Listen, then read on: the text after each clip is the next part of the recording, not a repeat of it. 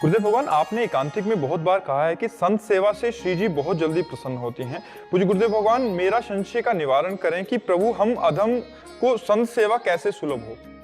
हाँ, प्रगट में मान लो हम शरीर सेवा नहीं कर पा रहे तो हमारे पास 4 रोटियां हैं, 1 रोटी हम संत के लिए निकाल लेते हैं।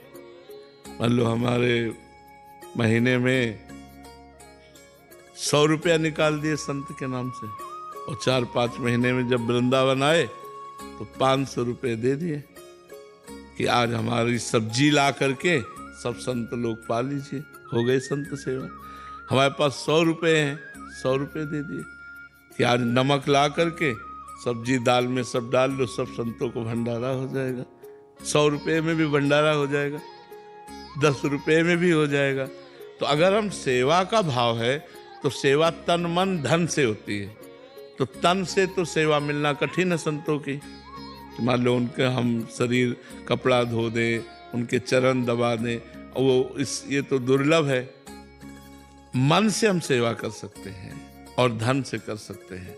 हमारे पास जितना है, 1 रुपये की भी सेवा हो सकती है कि हम 1 पैकेट में नमक 100 ग्राम 50 ग्राम ला के दाल सब्जी में डाल दिया, सब संतों की हो गई।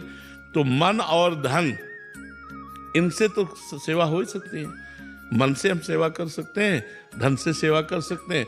और रही तन की सेवा, कभी सौभाग्य मिले वो आदेश कर दें कोई, भाई आप यहाँ झाड़ू लगा दीजिए, आप यहाँ पोछा लगा दीजिए, या कुछ ऐसा कभी कोई, तो फिर वो सेवा बन जाती है। तन मन धन 3 से सेवा होती है। सब कोई कर सकता है, सब कोई कर सकता है, कोई ऐसा नहीं। आप फालतू के पैसा खर्चा करना बंद करो इधर उधर के। मान लो 100 रुपये आपके बचे, गाय की गौशाला में चले गए, हरी घास 100 रुपया की डाल दी, बन गई सेवा। गौ सेवा, संत सेवा, बीमार की सेवा, इन सबसे भगवान की प्रसन्नता प्राप्त होती है। तो संत सेवा में ऐसा भी किया जाए, और संत सेवा से भगवान बहुत जल्दी प्रसन्न होते हैं। एक नथिया बाई थी हमारे वृंदावन में।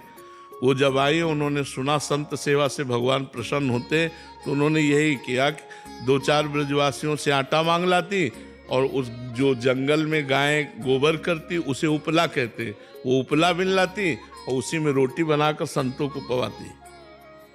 50 वर्ष उन्होंने ये सेवा की वृंदावन में। अब धीरे धीरे उनका फिर वैभव बढ़ने लगता है ना, तो गाड़ी में, बैलगाड़ी में वो अनाज लेकर आ रही थी, और रात्रि हो गई और बादल छाए हुए थे। अब उनको कुछ सूझना पड़ा किधर से जाए, कैसे जाए। तो एक लालटेन हाथ में और एक छाता। आगे, मैया मैं तुम्हें रास्ता बताता हूँ।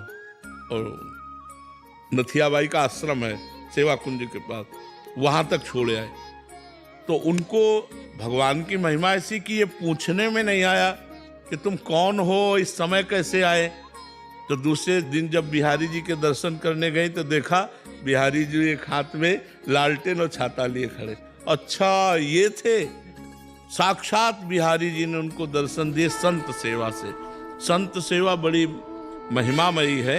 तो हम मन से और धन से बन जाए तो जितना बन जाए हमें संत सेवा कर लेना चाहिए। और तन से कभी आज्ञा हो जाए कि कोई सेवा की आज्ञा कर दें तो फिर क्या कहना है, तन मन धन 3 से सेवा होती है। तो हम मन से, अगर धन नहीं तो मन से भी कर सकते हैं। मान लो हम मन से किसी संत के चरण दबा रहे, मन से हम सुंदर भोग उनको पवा रहे, अपने हाथ से पवा रहे, जैसे माँ पवा रही। मन से भी सेवा की जा सकती है, और धन से भी और तन से भी।